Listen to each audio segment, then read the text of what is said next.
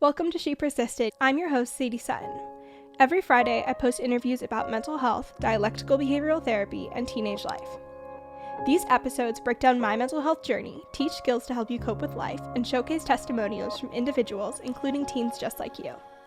Whether you've struggled yourself or just want to improve your mental fitness, this podcast is your inspiration to live a life you love and keep persisting. Hello, and welcome back to another episode of She Persisted. This is going to be a short intro because I have COVID. I made it almost 2 years into the pandemic, almost 1 year into college. We didn't make it all the way. I tested positive on Monday, hence the delay in the episode going up, but it is a good interview this week. I can't wait for you guys to listen. Today's guest is Michele Rosenthal. She is a trauma recovery specialist, a mentor, a speaker, author, and more. Michele is not only a PTSD expert from the educational sense, she is actually a Penn graduate, which is so cool, but she also survived PTSD herself. So we dive deep into this episode, into her story, what recovery was like, what works for her, what she sees working for her patients, the approaches she takes, and so much more. If you know someone that has struggled with PTSD, if you want to learn more about it, if you're like, well, have I experienced a trauma? What exactly does that mean? This is the episode for you. And as always, if you enjoy the episode, make sure to leave a review on Apple Podcasts and Spotify. If you are listening and share on social media, make sure to tag me at She Persisted Podcast for a little repost and a shout out. And with that, let's dive in. I'm so excited to have you on She Persisted. I'm so excited to be here. You know, Sadie, when I read about you, when I saw what you were doing, one of the things that so popped out to me is, holy cow, how would my life have been different if I had become as proactive as you when I was a teen struggling with mental health issues? So I have so much admiration for what you're doing, and I'm excited to chat with you. Yeah, thank you so much. That means a lot to hear. I'm really excited for today's episode. We're going to talk a lot about PTSD and traumas and micro traumas and all of that kind of stuff. I think it's something that's really, really relevant right now. We're consuming more content than we ever are, and I think we continue to broaden this idea of what makes a trauma and what can be a traumatic experience, and so it's something that so many people are impacted by. But to start, I would love to hear your story about how you started working within the therapy and treatment world. Such an accident, Sadie. I never intended to be doing any of this. I knew, when I was very young, I at the age of 7, I knew I was a writer. Mm-hmm. And because that's when I started writing short stories. I was 8 when I wrote my first novel. And so I pretty much really my whole little life up until the age of 13 thought, I'm going to be a writer. I'm going to be a writer. And then I had this horrific trauma happen and a near-death experience that was part of it.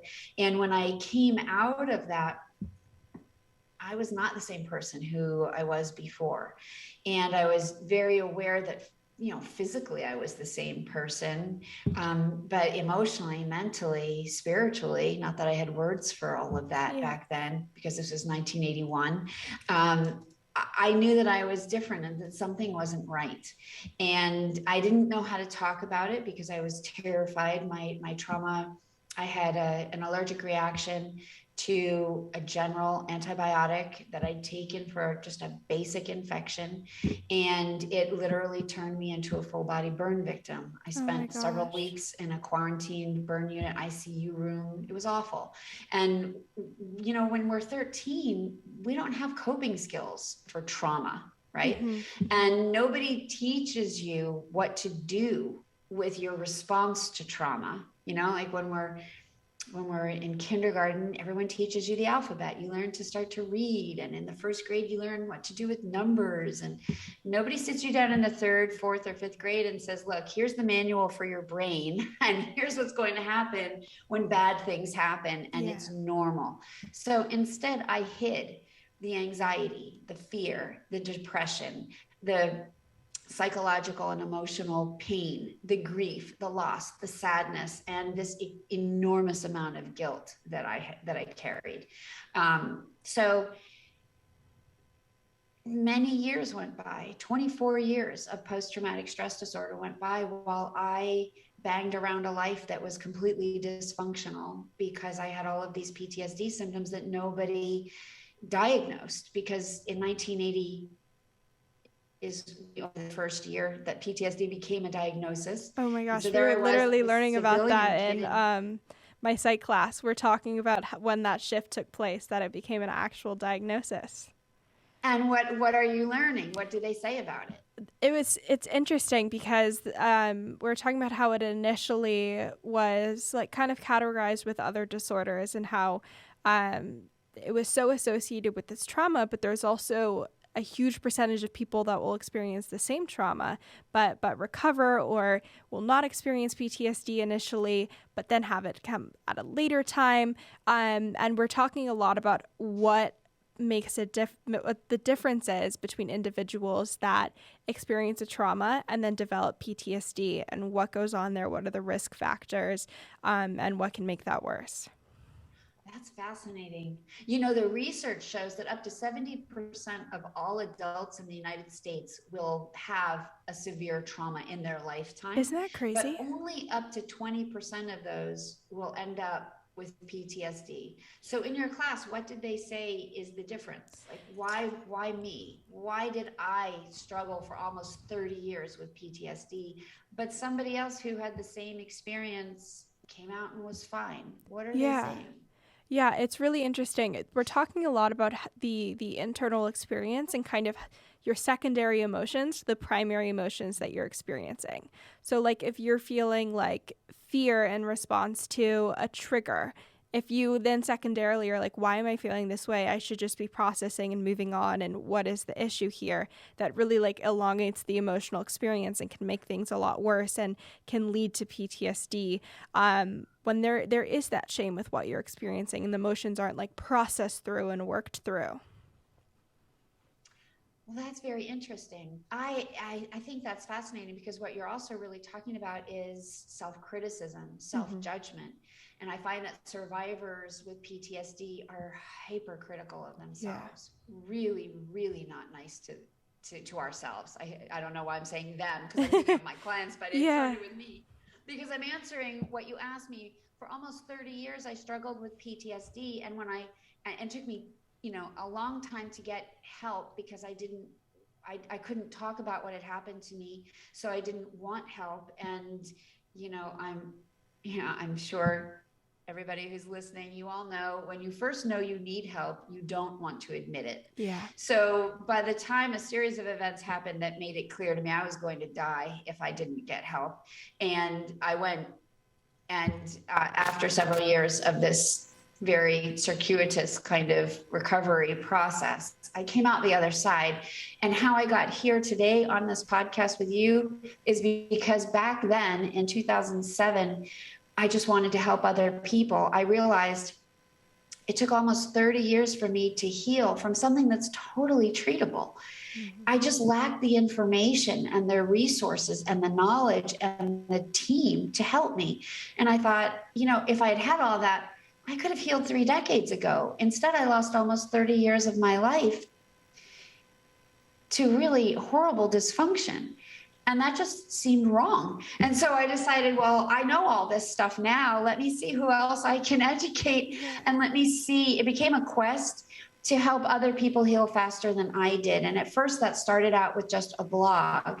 And then the blog went viral and people started asking me for more information. So I created a website. And then more people came and the website won an award. And then more people started asking me to help them personally. At which point I decided, I can't just keep talking about like what I know. I have to go get trained and certified if I'm really going to step into this space of helping other people in a more personal way. And so that's how I came to be a trauma recovery specialist, because of that weird, unintentional thing that happened when I just decided to start sharing the education that I had, that I wished I'd known. And I thought, well, let me see if it will help somebody else. Yeah. It's funny how that works, right? It's so true. And I remember the exact same thing after my treatment journey. I was like, why didn't I know this earlier? Especially with things like emotion education and coping with depression and all of these skills I learned. It was like, if I had known how to cope with these urges and these emotions like 2 years ago, it would have been a completely different situation. And so I wanted to share those. And so complete parallel there. I would love to hear about the education that was a game changer for you. And I know there is so much to be learned and to explore about PTSD, but are there specific things that you think most individuals are not aware of that they should be about the PTSD recovery process? Absolutely. So first, I think it goes back to something you were already talking about. When I first started working in this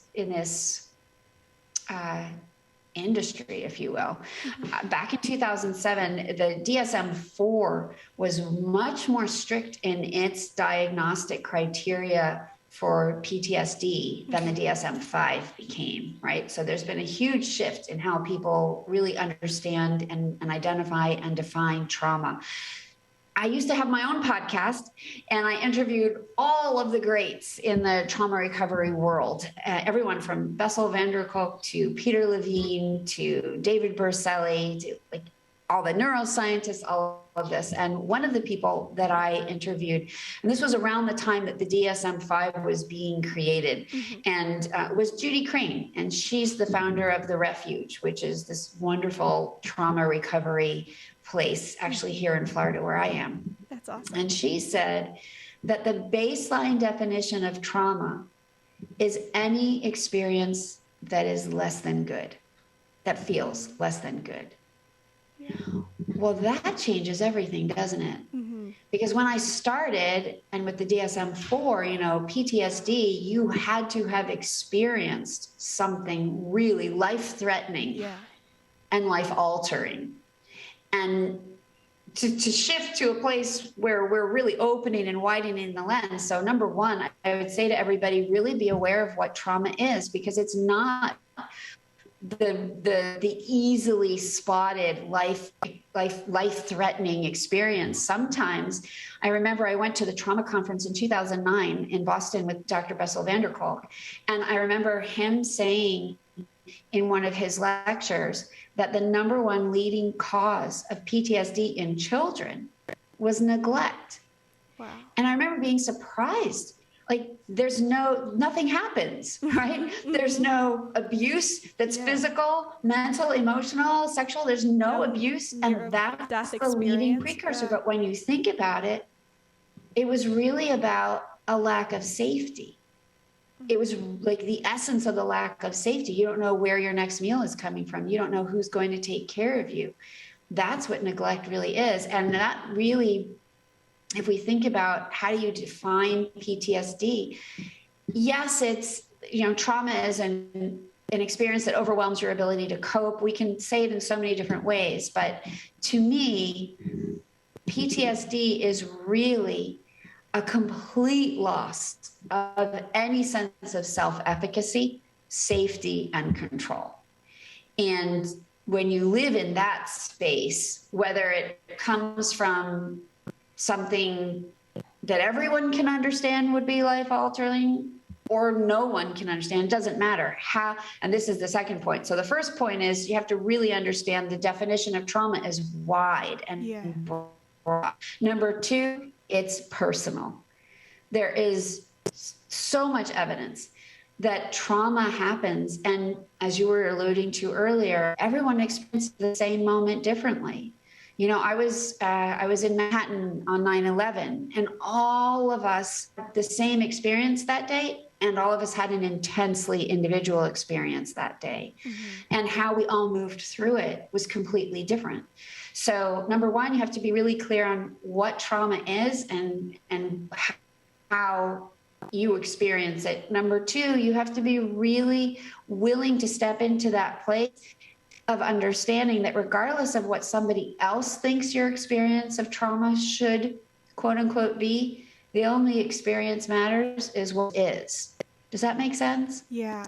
And that's so interesting. And it's funny you mentioned the experience of 9/11, because we were looking at the study that was done of what percentage of people develop PTSD based on what environmental factors were there. Like, did they see it on TV? were they close? Were they injured? Was a family member injured? And it's really playing with that idea of like what level of safety was threatened. And then after the fact, like how did they cope and process that situation? This week's episode is brought to you by Sakara. Sakara is a nutrition company that focuses on overall wellness, starting with what you eat. They have an amazing meal plan service where they deliver vegan, gluten-free, non-GMO, you name it, meals to your door. And not everyone realizes this, but you can order just lunch, just dinner, or even just breakfast if you want to. So maybe you're like, lunch and dinner I'm set, but I really struggle to get a good breakfast in.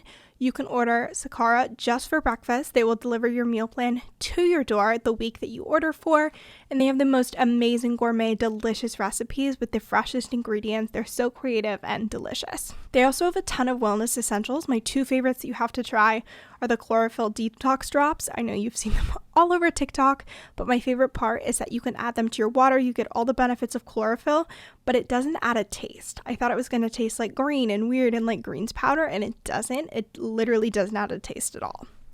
My other favorite of theirs is their beauty chocolates. They have collagen and nootropics in them, so they are helping you get clearer, brighter, glowing skin while eating chocolate, and it doesn't get much better than that.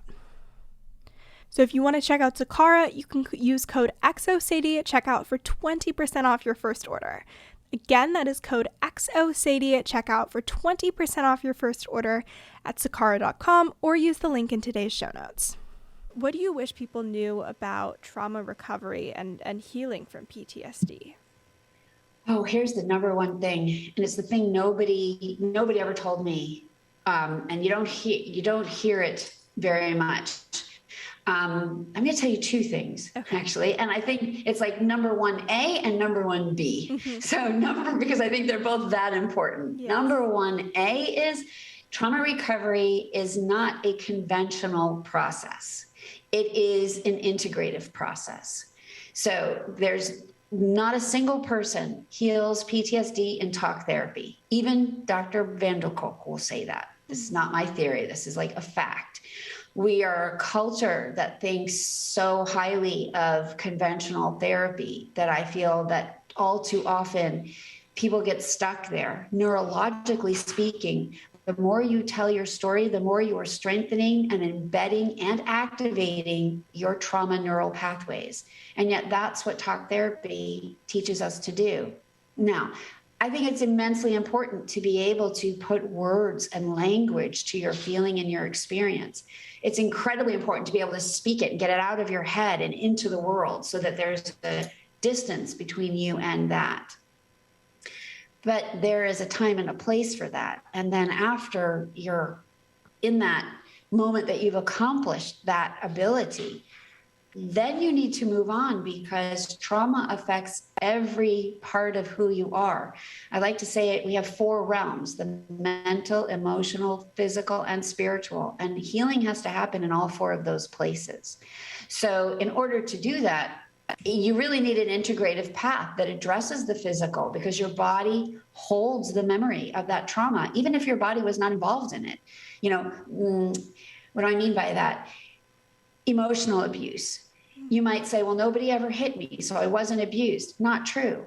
Not true at all. All abuse is physical abuse because your body is taking that energy in and creating a physiological response to your experience. And that encodes in the memory of every cell. So every trauma is physical, every trauma is emotional. So I think it's really important for people to start thinking about PTSD recovery as an integrative process. It's not about being alternative or conventional. It's about being integrative so you have both sides covered. That's 1A. Mm-hmm. And then 1B is at the center of all trauma recovery. This is true whether you have PTSD or not, doubly true for PTSD. In my opinion, this is solely my theory, but this is how I approach it all. This is how I healed. So I believe in it deeply. Yes. And I'll tell you how I got here because I studied. I was all alone in my recovery. I did 5 years of talk therapy. I fell off a cliff of depression. Mm-hmm. I was in a worse space than I'd ever been.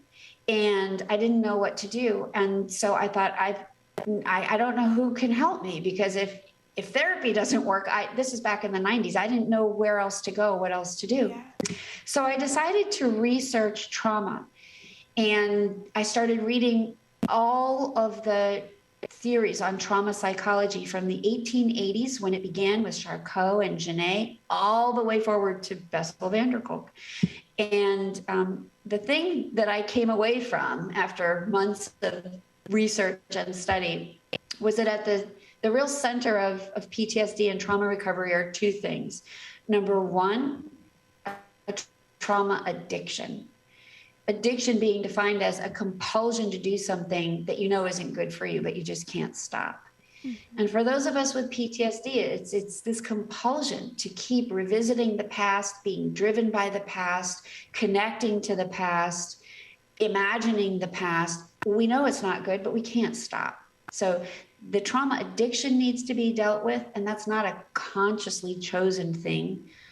I mean, that's a whole other tangent, but I'm not saying that we're consciously choosing to do that. I'm just saying that it gets put in place because of unconscious and neurological, physiological changes that occur because of the trauma. So number one, the trauma addiction has to be overcome. And number two, trauma puts in place, and PTSD challenges even more, an identity crisis. You are not who you were before. You cannot go back to who you were before. And if you have PTSD, you don't like who you've become. So you don't like who you are. And yet you can't imagine who else to be. And within that quandary is a real problem, because if you are not anchored in an identity that feels good to you about who you are, it is very hard to have a life that works. Mm-hmm. So let me pause there, because once I get going, Sadie, you're asking amazing questions, and they're so juicy. I love it. I have heard like different parts of your perspective, but it's amazing, and it's so interesting to hear. And I would love to dive into the integrative approach to treatment and really understand what that is, because obviously talk therapy isn't the answer, because it only addresses one part. But if you are presented with a client and you are taking an integrative approach to treating their PTSD, what do you do? I build a team immediately, because I'm a board certified hypnotist. I am a master neuro-linguistic programmer, and I am a certified professional coach. So as a trauma recovery specialist, I bring in I chose to be alternative as a practitioner, because I feel that it's very easy to find someone to work with in the conscious realm of talk therapy, but the conscious realm of your mind is just 12 to 15% of your brain. That's it. It's like this big. The other 85 to 88% of your brain is your unconscious. And that holds all of your long-term memories, all of your associations, your beliefs, all of your behaviors are driven by what your subconscious mind is doing. So we have to access that. And talk therapy does a great job for accessing the conscious mind, but it's only in charge of your analytical, rational thinking. It's only in charge of your short-term memory. So there's very little that can change on a deep, long-lasting level by talking. So I immediately look to build a team. I work with a lot of therapists, counselors, and psychiatrists that we refer back and forth. They'll bring me in, I'll bring them in if I think it's necessary. And then from there, you need a body worker. I love things like massage is great, but there's yoga for trauma, which I think is phenomenal. Really helps you get back in your body. PTSD survivors often dissociate. I spent a lot of my years like that, so I know how important it is to be able to come back into your body. And I think there's a lot that can be said for energy work. I love, things like emotional freedom technique, tapas acupressure technique, and thought field therapy. Thought field therapy was my favorite, personally, in my own recovery.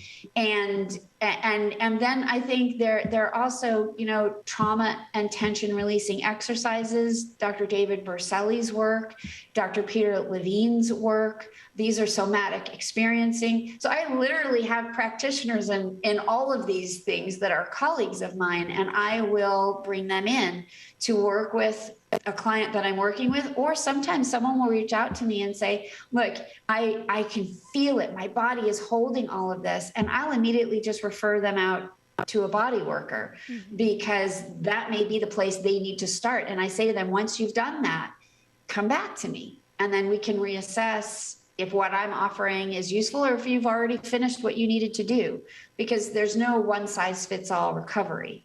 So does that start to answer what you're wondering? Yeah, I think that's so interesting. And I would love to hear if there's like a step one per se. I know everyone's process is different. We did touch on when you're first asking for help, you have to admit that you need help. Is there something like that where you have to admit that this is bigger than you? Is it getting rid of that addiction to the experience? What is step one in trauma recovery? Yeah, step one, I think you're right. I always feel like there are like 4 steps of trauma recovery. Step one is denying that you need help. Yeah. Step 2 is admitting you need help. Step 3 is knowing you need to do the work, but not wanting to do it. And step 4 is actually doing the work. And this is partly why it takes so long, because we have to move through all 4 of those levels. And some people move faster than others. I was really slow. So my recovery took a long time, but there was also less education. So maybe everybody can move faster now. But I think once you get into it, and this is, you're probably already learning this. I mean, immediately you need to establish a sense of safety and control. Everybody says that. That having been said, I don't think that's always the first step. I don't think you can necessarily create a sense of safety and control right off the bat. If you have symptoms that are out of control, you're not going to just sit down and be like, oh yeah, I can create a sense of safety right now. So to me, the most important thing to do when you decide to get help is to follow what feels right to you, not what everybody else thinks you should do. Wow. And I'll give you, and I'm not saying to disrespect anybody. I'm not saying to discount other people's advice. I'm saying that the better you feel, the faster you'll heal. And there's nothing that feels good about trauma. So you better do it in a way that feels congruent and aligned with who you are. So after 5 years of talk therapy, everyone just thought I needed a new therapist. But what I knew was I just needed to stop talking about it, because talking about it was driving me insane. And I didn't know all that I know now about the neuroscience of why talking is the wrong thing to do at a certain point. I just knew it was not right for me. And so while everyone kept telling me you need another therapist, I said, no, I'm not doing that. I'm going to figure out something else. So you have to trust yourself while you're being ecologically safe and making sure you get the help you need. And what I did was start researching how it's about fear, Sadie. It's not necessarily about safety and control right away, I don't think. It's about how are you going to face your fear, basically. And the safety and control comes into play in how you do it, the modality that you choose, the practitioner that you choose, and how they support you in that process. To me, because I think when we make blanket statements like everybody needs to create a safe space, I don't think everybody's capable of creating a safe space right off the bat. And so I don't like absolutes. The only absolute I will say is that you have to believe in who you're working with. And we know that. You've probably studied like 90% of all therapeutic outcomes is from the therapeutic relationship. So to me, that's the most important thing to nail. And after that, then you need to be able to figure out how are you going to attend to your fear, because that's where the real problem lies. Yeah. What do you think makes the difference between like short-term recovery and relapse versus long-term recovery from PTSD and truly healing, if that's the word that would be used? Such a cool question. Let me think about that. Okay. What's the difference between short-term and long-term? Oh, I'll give you a great example. So I was in talk therapy for 2 years, and we were using some EFT, some tapping, and some no, we used EMDR, and I got worse, so we stopped that, and we just stuck with EFT for a while, and things seemed really good. I had been incapacitated. I couldn't work. With talking and finally like putting language to all of this and feeling like I had a person that I felt safe talking to and doing all the tapping, I was able to go back to work, and that seemed amazing. And I thought, woohoo, I'm done, right? Yeah. Like, I don't have to go to any of those deep, dark, scary places. Look at me. I'm amazing. I'm back at work. I'm functional. This is awesome. And so I started showing up in therapy, and I don't know if you've ever done this, but you talk about everything that's not related to what you need to talk about. Yes, so true. Right? And I know when my clients start doing that, I call them on it. My therapist didn't call me on it. So we spent like 6 months talking about creativity and writing and all kinds of other stuff that had nothing to do with any of the work I needed to be doing. And at the end of those 6 months, I got a grant to go be a writer in residence at a program in Vermont for the summer. And I was like, dude, I'm out of here. I'm so fine. I'm wonderful. I'm amazing. I got this grant. Here I go. And I left. And I don't know if he knew, if my therapist knew, but I knew I'd been faking it for the past 6 months. I knew that I'd been deflecting because I didn't want to talk about the deeper, darker stuff that was still really terrifying me about who I was. And so I would say that the difference between long-term and short-term, to a large extent, comes down to how honest you are with yourself. And if you've pushed yourself to go all the way, because I'm sure it won't surprise you to hear that, within 2 years, I was worse than I was before because I wasn't done and I was trying to keep up. And then you just start going back to all of your old coping mechanisms because you're not finished. And you do what's familiar, and all that old coping mechanisms, self-destructive, self-abusive kind of stuff, is just waiting for you to feel a little bit of weakness. And it pops right back in and says, here's how you handle this. Yeah. The difference then with long-term is you push yourself through the worst part of it. And you come out the other side and you can breathe. I'll tell you a funny story. So hypnosis and NLP, neuro-linguistic programming, saved my life. I was suicidal at the time that I was like, nothing has worked. Yeah. And I don't even believe in hypnosis, but I don't know what else to do. And I'm either going to end it or I'm going to go to this appointment. And I went to the appointment and it turned out to be like the thing that I needed at the right time with the right person. And within 6 weeks, I was just waking up feeling so calm. So, my first book is a memoir of trauma and recovery. And there's a chapter called Weird State of Bliss, because I just was waking up in this weird state of bliss every day. And I called my practitioner and I said to her, something's really wrong. And she said, what is it? And I said, well, every day I just wake up feeling so calm. And I used to wake up terrified every day, but now I'm in this weird state of bliss. And she said, well, what's wrong with that? And I said, well, I feel so calm. It's making me anxious. And it was just ridiculous because it felt so bizarre to me. But that's how you start to know you've really changed, right? And it's holding on to that and expanding that and deepening it and creating an identity around, my second book, Your Life After Trauma, is all about identity and the process of reclaiming identity in the trauma and PTSD recovery process. So when you get to that place where you feel better and you build an identity around it, that's how you nail long-term gains and outcomes. Because now it's not just like, well, you feel a little bit better, but you're essentially the same person. And sometimes hiding that you haven't really changed all that much, versus really pushing through the hardest, hairiest, scariest place to get to the other side and then build a whole identity around that. Now you're grounded there. Now you're anchored in. to that new version of you. And that is powerful, because your self-definition is a large part of what drives all of your behaviors, your reactions and actions. So that is a neat question. Did I answer it to your satisfaction? Yes, absolutely. No, that's so interesting. And I would love to hear if you think, we talked about like how safe you are making yourself feel after a trauma. Do you think that the severity of the trauma you experience can impact how long you're struggling for and the degree to which you're struggling with PTSD? I don't.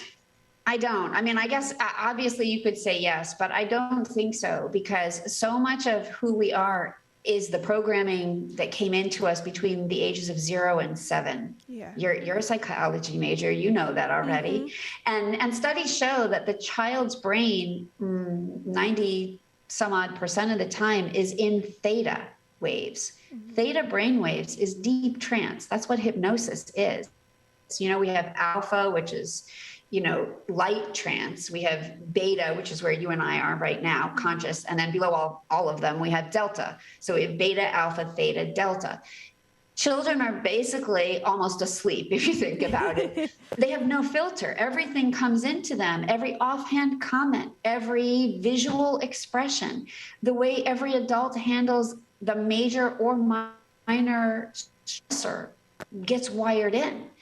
So how we experience a trauma is not just who we are. It's all of the stimuli that we've ever taken in that has created the filters through which we see the world. Mm-hmm.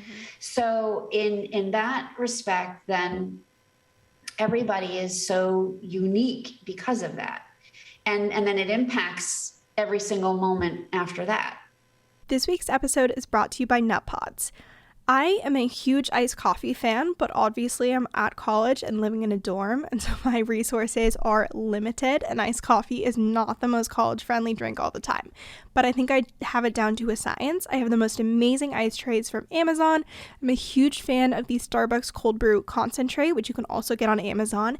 And my third key is Nut Pods. Nut Pods creamers are vegan, gluten-free, non-GMO, kosher, and Whole30, and best of all, they taste amazing. They have so many amazing flavors, both in unsweetened and sweetened varieties. My favorite is French vanilla and sweet cream. They're just delicious and taste just like the Starbucks vanilla sweet cream cold brew, which was one of my favorite drinks to get when I'm at Starbucks. And the best part for me is because they are vegan, until you open them, you don't have to keep them refrigerated. So this means I can stock up, not have to worry about the fridge space, and enjoy my creamer as I want to. So if you want to check out Nut Pods, you can go to nutpods.com and use code ShePersistedPodcast at checkout for 15% off your order.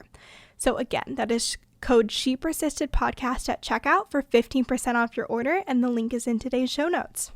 Are there ways to increase your resilience to these traumatic experiences that we all experience? Yeah. So let me tell you an interesting story. So New Year's Eve, 2006. Mm-hmm.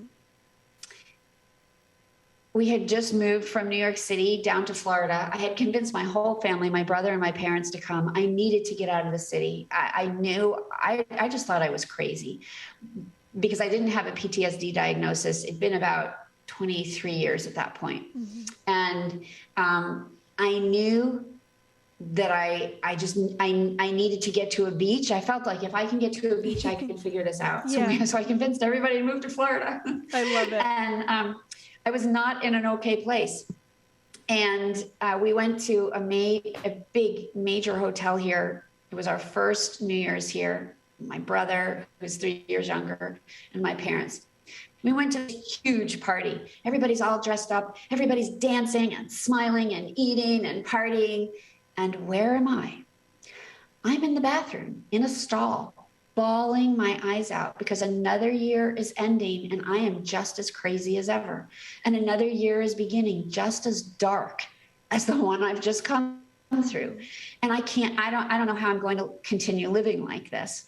And eventually people start banging on the stall door because you're taking too much time. So I had to wipe off my face, dry my makeup, get back out into this party. And I grabbed my brother's hand and I just said, dance with me. And I've always been a dancer since I was 5. I just love music. I love the feeling of music in me. And so we get on the dance floor and about 20 minutes go by and I realize I'm feeling remarkably better. Like everything that I was crying about is still true, but I'm feeling remarkably better. What is that? And another 20 minutes goes by and I'm very aware of how different I am feeling. I'm feeling better and better and better with every moment that passes. And I start trying to tune in, like, what's going on? I can't even figure out, what is this feeling? What is this feeling? And I keep asking myself, what is this feeling? What is this feeling? And it took about an hour of dancing, just freestyle, to realize that the feeling I was feeling was joy. But I was so unused to feeling that way, and I hadn't been dancing in years. Like when you're depressed, you don't hit the dance floor. So I was so unused to it, I was shocked that I could feel joy. And a little light bulb went off to me and said, oh, Michele, you need to feel joy more often if this is what it does. Now, back then, I didn't know the science of joy. I didn't know that it doses you, that it creates dopamine, oxytocin, serotonin, endorphins, all of those good neurotransmitters that elevate your mood, that help you have the strength and the courage to do things that are difficult, among other things. Yeah. All I knew was I felt better and that I didn't want to kill myself. So I thought, okay, I need to dance every day. And I'm not kidding. Sadie, I had moved from Manhattan, where I had worked in entertainment PR. I was a publicist for nightclubs. So I was in nightclubs all the time, but I didn't have the opportunity to dance. I was working. So now I'm in this tiny little beach town and I'm thinking, well, I'm going to go dance every night. And then I realized there are no nightclubs here. There are only, right, they're dance studios. So I signed up for a dance class every night of the week. And for 2 hours every night, whether I had slept or not, whether I had showered or not, whether I had spent the day crying or not, it didn't matter. I made myself go, because that's part of recovery. You have to commit and you have to be accountable and responsible to yourself. So I made myself go. And a very interesting thing happened. Within 3 months, the recurring nightmare that I had was happening less frequently. I was sleeping more. I've been sleeping 1 to 2, I started to sleep 4, which was like a huge accomplishment to me. And I started to be more embodied because I was dancing. You have to like coordinate your mind and your body. And Dr. Van der Kolk talks about this a lot. He talks about how great Argentine tango is for PTSD recovery now. But back in 2007, that was the dance that I started doing. Oh my gosh, that's crazy. Isn't that crazy? And here's the really funny thing. I fell in love with my dance instructor. That was back in 2007. He's still my dance partner today. He's my everything partner on and off the dance floor, because you just don't know where joy is going to lead you. When you just place your intention in the idea, I need to feel good. And if I can just feel good, I could probably figure out how to heal. So for the first 6 months of dancing, I didn't try to heal. I didn't do anything except dance. I just let myself practice engaging with something that felt good, because that was unfamiliar. And here's the answer to your question. I think joy. And if that's not accessible, because we all think it's not, so you don't have to start there, but just feeling good. Dr. Rick Hansen talks about taking in the good. It only takes 17 seconds to create a new neural pathway. Now, if you were to take 17 seconds and make it last for 5 minutes, just think about how deep that neural pathway of feeling good becomes. And the brain operates on a use it or lose it program.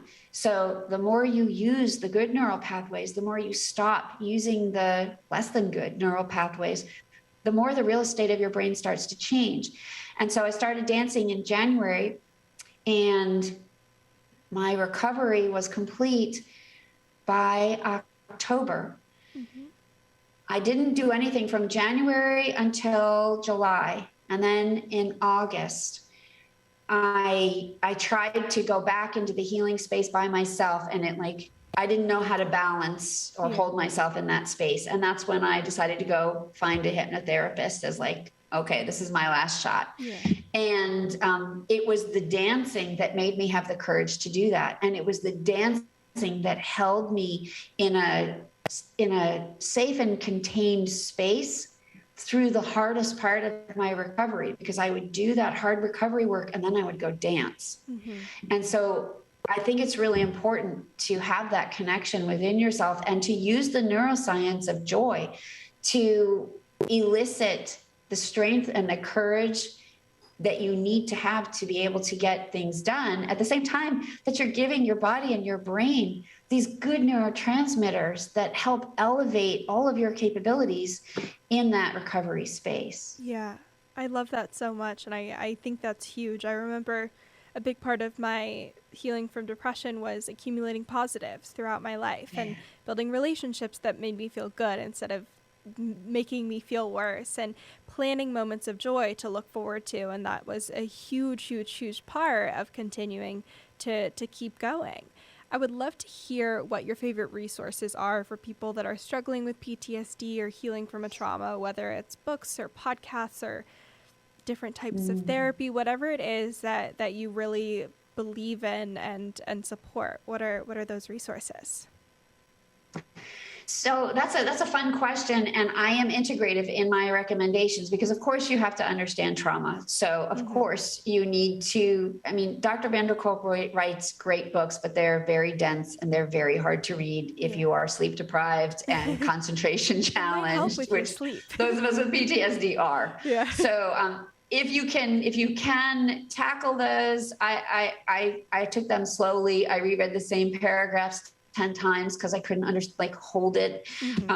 But then there are other authors that I feel are much easier to read, like Babette Rothschild, Belle Ruth Napperstack, Sharon Salzberg, Peter Levine, Rick Hansen. And there are just so many wonderful writers about trauma that are really normalizing it. So I would say, definitely do your research to find, go onto Amazon and find who's writing about PTSD. Pete Walker has a great book on complex PTSD, which not everybody covers.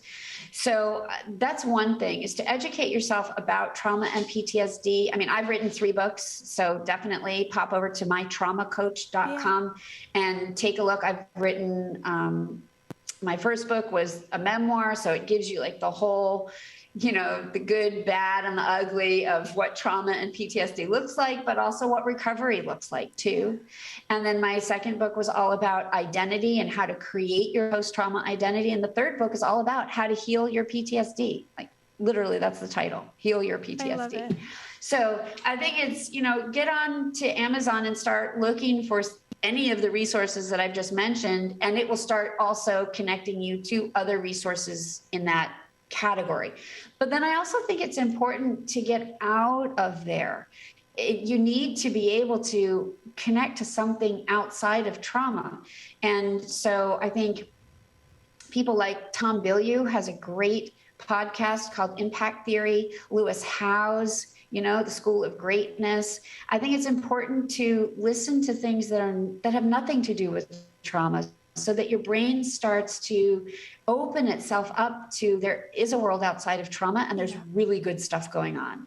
Dr. Joe Dispenza, I love his books. So, it's figuring out what other interests you have. And it's a parallel track. It's the trauma track, but it's also the who are you track. And bring into your trauma recovery things that are really personal to what turns you on, to what lights you up. And maybe you don't feel turned on, or maybe you don't feel lit up. Maybe you just feel like the tiniest little spark of interest in something. Follow that spark. because it can lead you to a place that suddenly floods with light. And so I'm not a big proponent of, oh, you have to just stay with all these trauma resources, because I think it starts to get a little much after a while. You know what's wrong with you. Once you understand, you don't need to keep reading about it. You should read other things and start opening yourself to, okay, who else am I besides this? Because there's this, for your New York City listeners, you know, the Museum of Modern Art has a wonderful collection. And my mom's an artist, so she used to take us to all the museums all the time. It was a little overwhelming as a kid, but I appreciate it now. And there was this huge, really big white canvas. It took up the whole wall. I'm not kidding. It was white paint on a white canvas, and you could see the brush strokes. And then down in the lower right-hand corner was a black dot. And I remember looking at that and saying to my mom, really? Like how can anybody call this art? Like, I could have done this. But it's the most beautiful metaphor, because as PTSD survivors, we see ourselves as the black dot, and the rest of the white canvas is trauma. But the truth is, and what you realize and discover when you've reached recovery, is that you are the white canvas, and the trauma and the PTSD is the black dot. And that's really what it's all about. And getting to that moment comes from integrating your recovery team and integrating the resources and integrating your research and integrating all of how you feed yourself in a way that makes your world bigger, because trauma and PTSD cause us to collapse and condense and constrict our world. That's how we try to stay safe. That's how we stay in control. But healing is about opening it up. So when you ask, what do I think people should be looking at in terms of resources? I think the world is a resource, because I think reconnecting to yourself, others, and the world is really what trauma is all about. And so you need to go wide and be big. And when you do that, you don't know where a tiny idea in a pottery class that you're taking leads to a huge breakthrough in your somatic experiencing. But you have to be open to having those kind of experiences so that you can create the recovery process that's right for you. One of the most amazing things that I learned in this whole process was that we are all alone and unique in our trauma experience. That's what you and I were talking about at the very beginning. And we are completely unique in our recovery process. There is no such thing as one size fits all. But in the middle, we're all universally the same. That PTSD, that trauma experience, completely the same. Now, that doesn't mean that I have as many flashbacks as somebody else, or that they have as many recurring nightmares as I did. What it does mean is that the feeling, the depression, the fear, the terror, the lethargy, the overwhelmedness, if I can make up a word, that's the same. And that's why every single person that sits down in my office, people will start to say, I know this will sound crazy, but, and I say, that doesn't fly in here. In this room, there are zero apologies, because how you experience it is what's true for you. And there's pretty much nothing I haven't heard because in 15 years of doing this and having lived it for 30 years myself, I get it. So I think it's really important. And I think the biggest point and the beauty of what you're doing is to let people know that they're not alone, that they are completely normal in what they're experiencing, and that there is a way out. And they just have to find it and find the people to help them, which is not a straight path. You know, my mom called my trauma recovery a long and winding road, because it just went like this. It was like, a lot of times you couldn't see around the corner and it looked grim. But eventually, if you keep going, you'll find your way out. It's there. Yeah. I love that so much. Where can listeners find you, continue to consume your content, and connect with you? Sure. At mytraumacoach.com. Everything is there. There's a free audio to your brain for peace and calm. So you just download that right from the website. And there are some blog posts.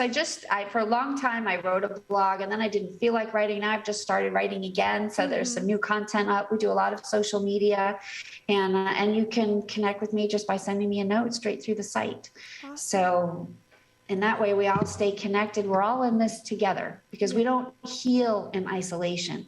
We heal in community. And that's one of the most amazing things about what you're doing is you've created this great community that extends healing around the world.